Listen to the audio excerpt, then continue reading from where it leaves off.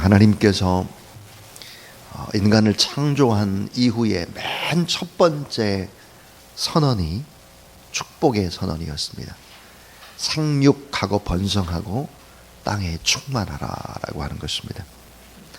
그러므로 생육하고 번성하고 또 땅에 충만하고 이 축복을 받는 것이 하나님의 뜻이다 하는 거예요. 근데 왜 잘 안 되고 실패하고 병들고 소득이 줄고 왜 어려워졌을까 하는 것입니다. 그 어려워진 이유, 그 이유를 오늘 성경은 말씀을 합니다. 왜 어려워지느냐? 잘 돼야 되는데. 왜 풍성해지고 형통해지고 잘 되고 행복하고 복을 받고 나눠주고 베풀고 그렇게 넉넉하고 풍성한 삶을 살아야 되는데 왜 그렇게 못 사느냐? 왜 잘못됐느냐 하는 것입니다. 그것은 바로 원칙을 지키지 않았기 때문이다 하는 것입니다. 여러분 따라하세요. 원칙을 지킴으로 풍성함을 누리라. 예. 원칙을 지키지 않았다. 오늘 세 가지 원칙, 아주 중요한 원칙이 나오는데요. 이 원칙을 지키게 되면 풍성해지고 잘되고 행복해지고 더 많이 나누고 베풀고 더불어 좋아지고 이렇게 된다는 거예요. 이 원칙을 안 지킨 거다. 이 바벨론에서 돌아온 유다 백성들에게는 되는 일이 하나도 없었습니다. 농사는 메뚜기 때나 병충해 때문에 엉망이 됐고 포도 열매는 수확하기 전에 다 떨어졌습니다. 열심히 노력을 해도 결과는 너무 형편없었다. 그 이유가 뭘까 하는 거예요. 말라기 선지자가 내리는 진단이 뭐냐면 너는 원칙을 지키지 않았다. 원칙을 무시했다 하는 거예요. 대원칙을 무시하고 눈앞의 이익에만 급급했기 때문에 이처럼 되는 일이 없었다 하는 것입니다. 오늘 우리도 마찬가지죠. 우리 스스로를 진단해 봐야 할 것입니다. 주님이 오늘 말씀하시기를 지금도 늦지 않았다. 지금이라도 원칙을 지키며 지금이라도 살면 된다 하는 거죠. 자, 오늘 이 본문 속에서 꼭 지켜야 될 원칙, 이스라엘 백성들이 지켜야 될 원칙, 오늘 이 땅을 살아가는 우리가 꼭 지켜야 될 원칙 세 가지가 뭘까 하는 거예요. 그 원칙을 잘 한번 생각해 보시길 바랍니다. 첫 번째 원칙입니다. 이 원칙은 대원칙이자 기초입니다. 큰 대원칙이면서 기초가 뭘까 하는 거예요. 그것은 따라하세요. 나는 하나님의 소유된 백성이다. 내가 하나님의 소유라는 원칙입니다. 내가 하나님의 소유된 백성, 내가 하나님의 소유다 하는 거예요. 다시 말하면 하나님이 나의 주인이고 하나님이 나를 창조한 창조주고 하나님이 나의 아버지고 나는 그의 자녀다라고 하는 대원칙, 이 원칙이면서 이 원칙은 아주 중요한 기초라는 거예요. 나는 하나님의 소유된 백성이다. 그래서 하나님이 나의 주인이고 하나님이 나를 창조한 창조주고 하나님의 아버지고 나는 자녀라고 하는 이 원칙을 늘 붙잡고 살아가야 한다 하는 것입니다. 말라기 3장 6절부터 7절에 이렇게 말씀하죠. 너희가 소멸되지 아니하리라. 내게로 돌아오라. 따라하세요. 내게로 돌아오라. 그리하면 나도 너희에게로 돌아가리라. 내게로 돌아오라. 그러면 나도 너에게로 돌아가리라 그랬습니다. 하나님이 주인이고 하나님이 창조주고 하나님의 나의 아버지라고 하는 이 대원칙, 이 신앙의 아주 중요한 기초, 이 기초가 되어 있느냐 하는 것입니다. 유다의 백성들이 소멸되지 않고 남아있는 것은 기적 중의 기적이다. 자, 나라가 망했는데 어떻게 민족이, 그 족속이 남아있겠습니까? 그런 경우는 없죠. 자, 그 강했던 바벨론도 페르시아도 다, 제국들도 다 망했습니다. 그러니까 그 민족이 어때요? 사라진 거예요. 그리고 또 그 민족이 다른 민족과 혼합 족속이 되어버리고 말았습니다. 그런데 하나님의 백성들은 결코 소멸되지 않았다. 어려움 속에서도 하나도 소멸되지 않았다. 온전히 보존되었다. 그래서 예루살렘으로 돌아옵니다. 기적 중에 기적이죠. 예루살렘에 돌아와 성전을 건축했습니다. 이게 어떻게 가능할까? 그것은 하나님의 사랑, 하나님의 소유된 백성이기 때문에 하나님이 지키시고 하나님이 철저히 보호해 주신다고 하는 이 대원칙 때문인 거죠. 특별한 사랑 때문이에요. 여러분, 우리나라를 한번 생각해 보십시오. 반만 년 동안 수없는 침략에도 소멸되지 않은 이유, 그리고 이렇게 나라와 민족이 어렵다 안 된다, 경제가 막힌다 이러면서도 계속해서 잘 되어져 오는 이유가 뭘까 하는 거예요. 그 이유는 우리가 노력해서 그런 게 아니에요. 이건 하나님의 은혜며 하나님의 축복인 것을 믿으시기 바랍니다. 동시에 하나님의 선한 계획이 있어서 망하지 않고 오늘 이 자리까지 올 수 있었다는 거죠. 하나님의 은혜가 아니면 살아낼 수가 없는 거예요. 내가 하나님의 소유된 백성이다. 나의 아버지는 하나님, 내 인생의 주인은 하나님이다. 하나님이 주도권을 인정하는 것, 이게 대원칙입니다. 자, 수도자의 길을 걷겠다. 평생 나는 세상 일을 하지 않고 수도자로서 중보하며 살아가겠다. 이렇게 마음먹은 젊은이가 수도원을 찾아갔습니다. 나이 드는 수도사가 이 젊은이가 진짜 수도에 마음이 있는지를 한번 알아보려고 이렇게 질문을 했습니다. 자, 자넨 금으로 만든 금화 세잎이 있으면 기꺼이 가난한 자들에게 나눠주겠나? 그랬더니 네, 모두 다 나눠주겠습니다. 이 수도사가 또 젊은이한테 물었어요. 은으로 만든 은화 세잎이 있다면 어떻게 하겠나? 저는 기쁘게 가난한 사람을 위해서 다 쓰겠습니다. 이 수도사가 그럼 마지막으로 질문을 하겠네. 동전 세잎이 그대에게 있다면 어떻게 하겠나? 이 젊은이가 머뭇거리는 거예요. 그리고 이렇게 대답하는 게, 그건 안 되겠는데요. 의아한 수도사가 이렇게 물었습니다. 아니, 금화는 바치고 은화는 바치는데 왜 동전 세잎은 못 바치겠나? 이렇게 물으니까 젊은이가 하는 말이, 지금 제가 동전 세잎이 있거든요. 지금 동전 세잎이 있어서 그거는 못 바치게 되는 거예요. 그거는 다시 말하면 뭐예요?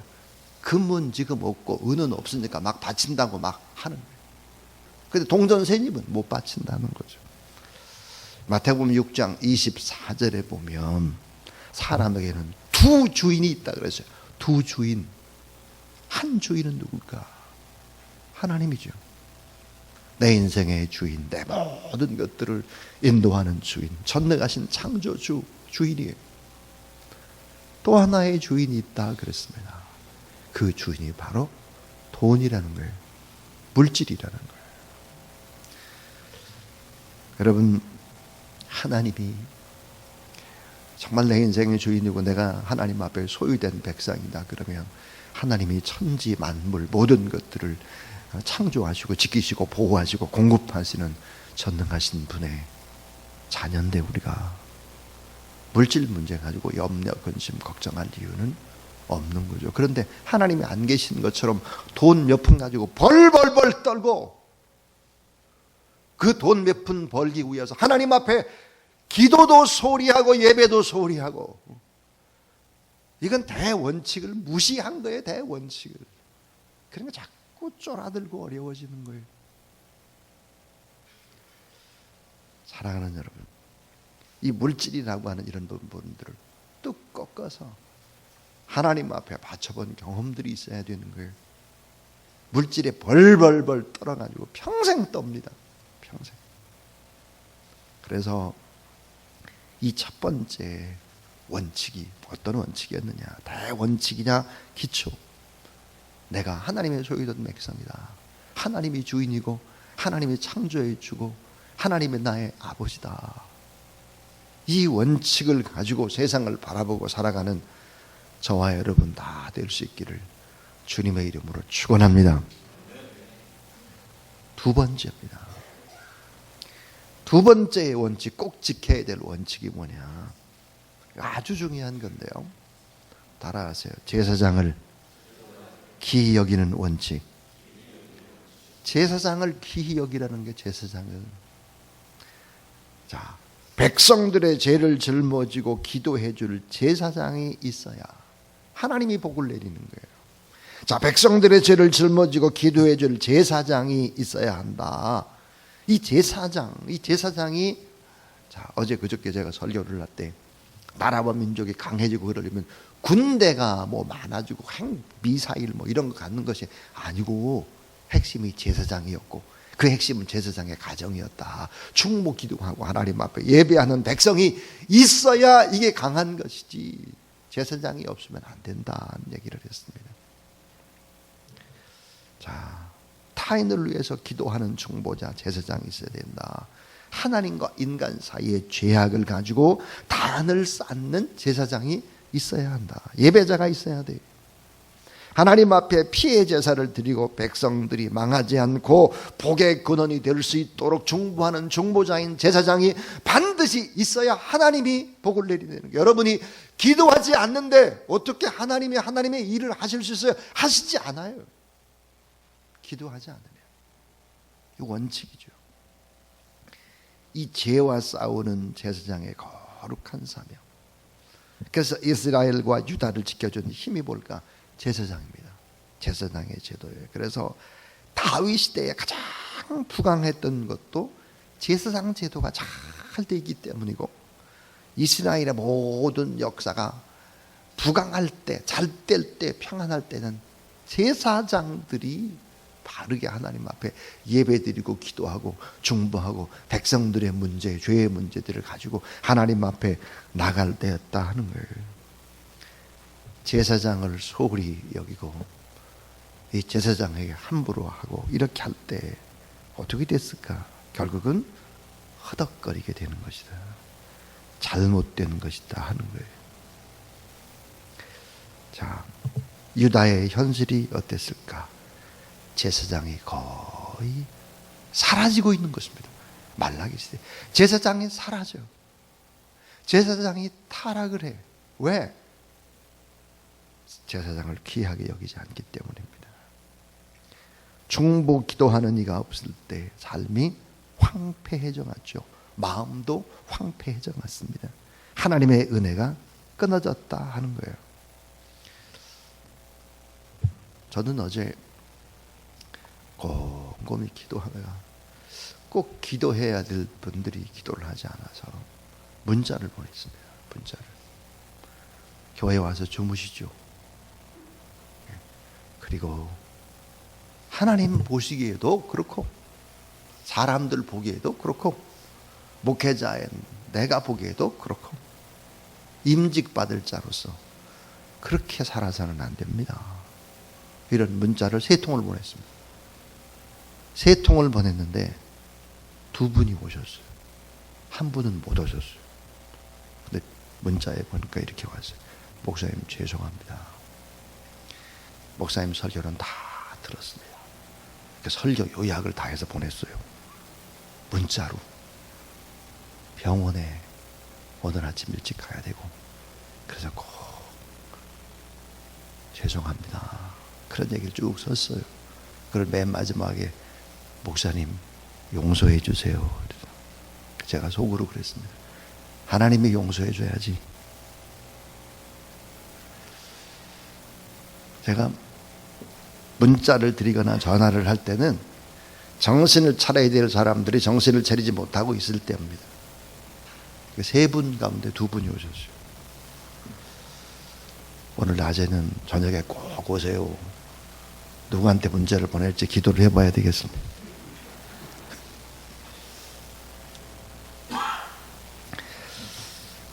자, 중보자가 없는데 기도자가 없는데 어떻게 자녀들이 제대로 되겠습니까?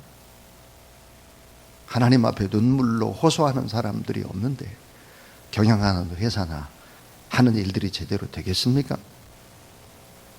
바쁘다가 막 이것저것 뛰어다니면서 예배드릴 시간조차도 없이 그렇게 인생을 산다면 그게 하나님이 정말 복을 줄 수 있는 방법이겠나? 그렇지 않다는 거예요. 말라기가 그런 두 번째 원칙을 우리에게 말씀해 주고 있습니다. 자, 세 번째 대원칙입니다. 이 세 번째 원칙이 뭘까 하는 것은 바로 하나님의 은혜와 공급하심으로 살고 있다는 신앙 고백을 하라는 거예요. 하나님의 은혜와 하나님의 공급하심으로 내가 살고 있습니다. 신앙 고백을 하라 이거예요. 자, 하나님의 은혜로 살고 내가 하나님의 공급하심으로 살고 있습니다. 신앙 고백을 하라. 근데 이 신앙 고백의 핵심이 뭘까? 11조를 드리는 원칙이에요. 11조 원칙. 하나님, 제가 은혜로 살았습니다. 하나님이 이렇게 다 공급해 주셔서 제가 삽니다. 그래서 10의 1을 하나님 앞에 온전히 드리는 것이 원칙이었습니다. 우리 자녀들이 공부하는 것도 자녀들의 힘으로만 할 수 있는 것이 아니잖아요. 결혼도 사업도 우리의 장래도 우리가 계획한다고 되는 게 아니잖아요. 하나님의 은혜와 하나님의 공급하심과 하나님의 역사하심이 있을 때 가능한 거죠. 따라하세요. 내 삶을 책임져 주시는 하나님, 내 모든 삶들을 다 공급하시고 책임져 주시는 하나님이라는 신앙 고백으로 10의 1을 드리는 거예요. 10의 1을. 자, 여러분, 복이라는 단어, 여러분 다 복을 받기를 원하는데 제가 이제 몇 번 여러분에게 얘기를 했었는데 다시 반복을 한번 해봅니다. 이 복, 다 복을 받아야 되는데 이 복이라고 하는 단어가 율리기오라는 단어입니다. 율리기오. 자, 이 율리기오라고 하는 이 단어. 또 하나는 마카리우스라는 단어인데 이 율리기오라고 하는 것은 거저 받는 복이에요. 거저, 공짜, 값없이, 이유 없이 주어지는 복. 이게 율리기오입니다. 그러니까 은혜로 우리가 구원을 받는 거예요. 구원 공짜예요. 우리가 제사 안 받고 공짜예요. 하나님의 자녀가 되는 거 공짜예요. 다 중요한 것은 공짜다 이 말이에요. 율리기오입니다. 에베소 2장 5절에 보니까 허물과 죄로 죽은 우리를 그리스도와 함께 살리셨고 너희는 은혜로 구원을 받은 것이다. 그러니까 구원이라고 하는 것이 하나님의 은혜로 주어지는 것이 내가 열심히 노력해서 받은 것이 아니라 이런 복을 가리켜서 주어지는 복, 은혜로 주는 복을 율리기오. 그런데 또 하나의 복, 마카리우스라고 하는 이 마카리우스는 어떤 복일까 하는 거예요. 제가 강조하고 싶은 것이 우리는 이미 구원받은 사람이고 새벽에 새벽 예배에 나오는 정도라면 율리기오, 이 복은 받은 사람이에요. 그런데 마카리우스의 복이 필요한데 이 마카리우스의 복은 두 가지입니다. 따라하세요. 심은 대로 거둔다. 행한 대로 갚는다. 자, 마카리우스, 심은 대로 거둔다는 거예요. 심은 대로. 우리가 심지 않으면 어떻게 해요, 여러분? 제가 종종 그런 얘기 하잖아요. 중국에 가서 선교를 하고 캄보디아에 가서 선교를 하고 돌아와서는 우리가 선교를 열심히 여러분이 하고 제가 대표 주자로 나가서 일을 하고 돌아왔으니 하나님께서 심은 대로 거두게 하시고 많이 심었으니까 이제 하나님이 복을 줄 겁니다. 제가 그런 고백을 하잖아요. 또 행한 대로 갚는다. 행한 대로. 신명기 30장 15절에 보라, 내가 오늘 생명과 복을 사망과 화를 내 앞에 두었나니 그랬습니다. 생명이냐 사망이냐, 복이냐 저주냐 내 앞에 두었다 이거예요. 내 앞에. 뭐예요? 행해야 된다는 거죠. 행해야 된다. 순종해야 된다는 거예요.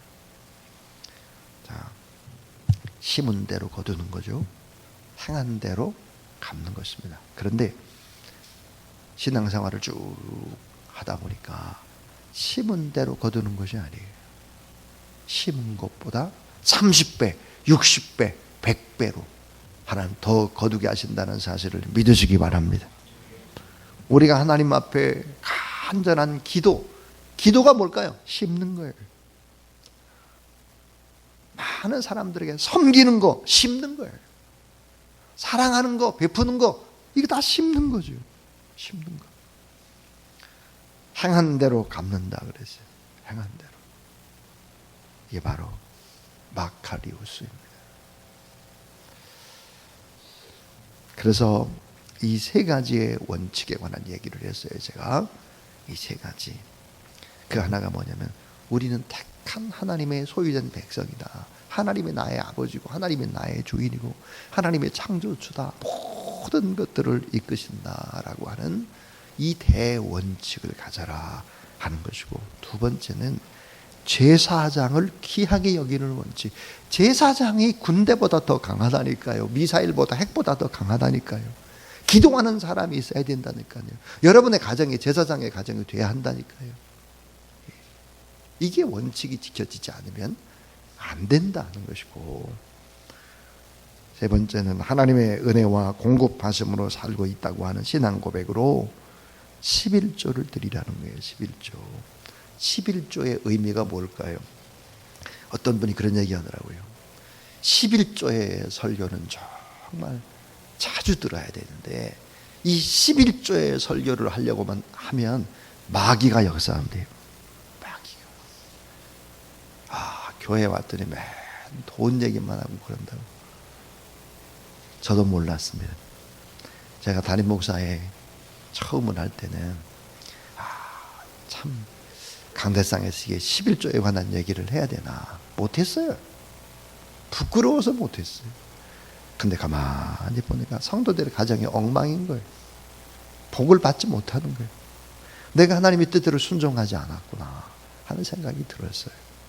그래서 11조의 설교를 그저 1년에 한 번 정도 그저 합니다. 근데 오늘은 좀 확실하게 하고 싶습니다. 왜 그러냐면 새벽에 나온 분들 가운데 11조에 관한 설교를 해가지고 시험 받을 사람들이 없기 때문이죠. 아멘은 하나도 안 하네요. 시험 받겠다는 거예요. 11조는요 세 가지의 의미가 있어요. 신앙적인 세 가지 의미가 11조입니다. 그 하나가 뭐냐면 따라하세요. 내가 하나님께로 돌아왔습니다. 내가 세상에 살다 이제 하나님 앞으로 돌아왔습니다 라고 하는 의미예요. 11조는.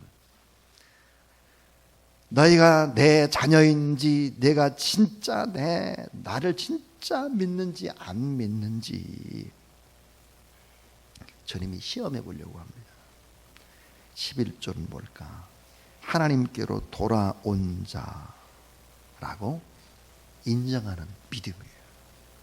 저는 이제 하나님 앞에 돌아왔습니다 라고 하는 믿음이라고. 믿음.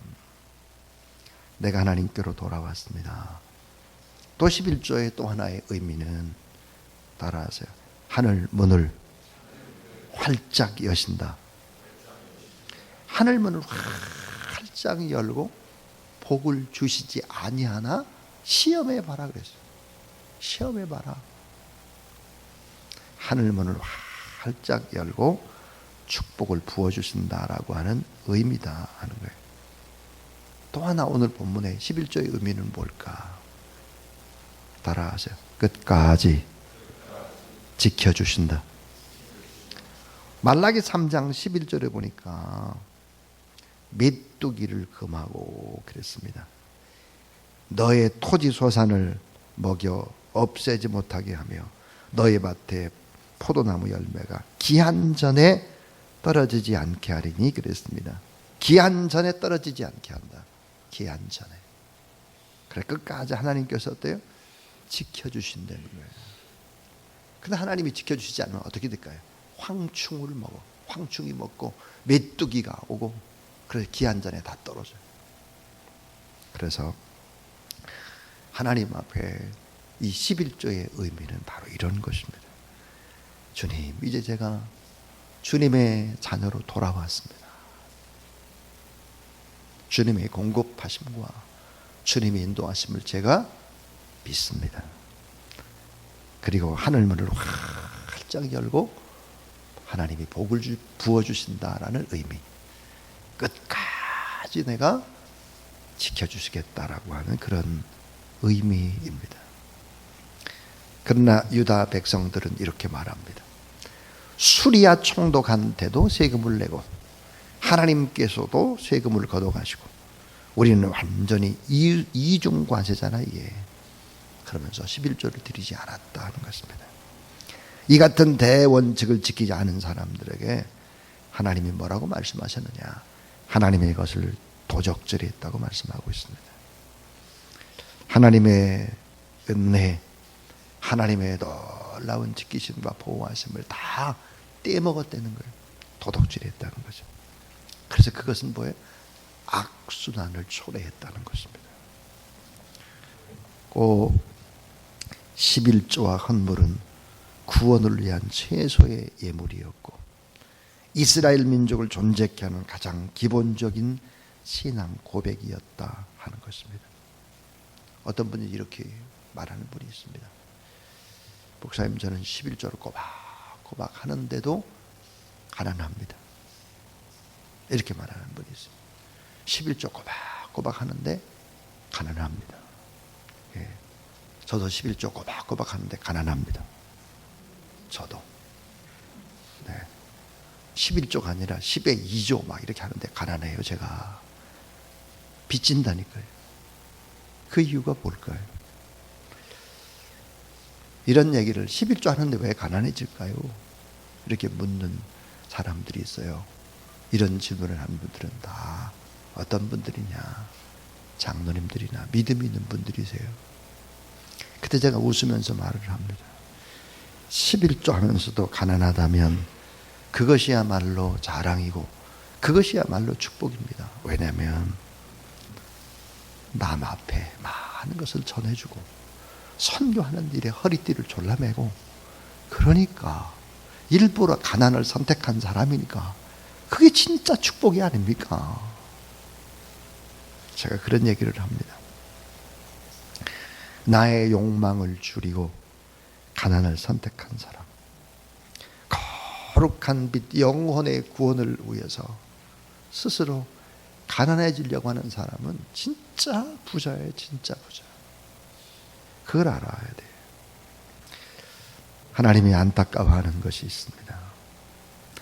뭐라고 말씀하시느냐? 따라서 나를 한번 시험해 보라. 내가 하늘문을 열고 너희에게 복을 쌓을 곳이 없도록 붙지 아니하나 보라. 예, 하나님은 그렇게 말씀하세요. 세 가지 원칙이었습니다. 너희는 하나님의 특별한 사랑받는 자다. 너는 나의 소유다. 넌 나의 아들이고 딸이다. 내가 너와 함께 하겠다. 염려 걱정하지 말아라. 대원칙 첫 번째. 또 하나는 너희 죄를 짊어지고 대신 기도하고 대신 필요를 위해 간구할 제사장들. 이 제사장들이 필요하다. 이 제사장들을 귀하게 여길 줄 알아야 된다.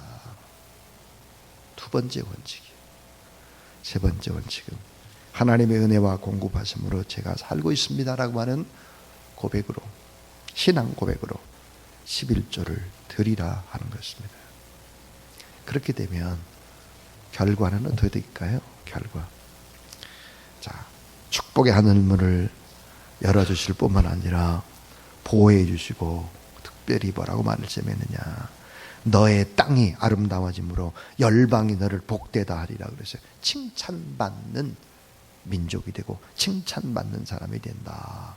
그리고 하나님의 기념점에 기록되는 축복, 특별한 소유로 삼아주는 축복. 자, 또 성경에 보니까 하나님 앞에 드릴 것을 드리게 되면 어떻게 할까?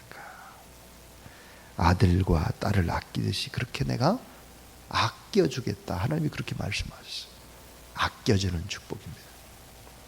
여러분에게 이 원칙을, 이 세 가지 원칙을 잘 지켜갈 때 하나님께서 베푸시는 풍성한 축복이 여러분의 삶에 넘치게 되기를 주님의 이름으로 축원합니다. 마지막 시대 내가 꼭 점검해야 될 사항, 이 세 가지 원칙을 잘 지키고 있는가 점검해야 합니다. 그러면 하나님께서 여러분의 큰 축복으로 함께 하실 줄로 믿습니다.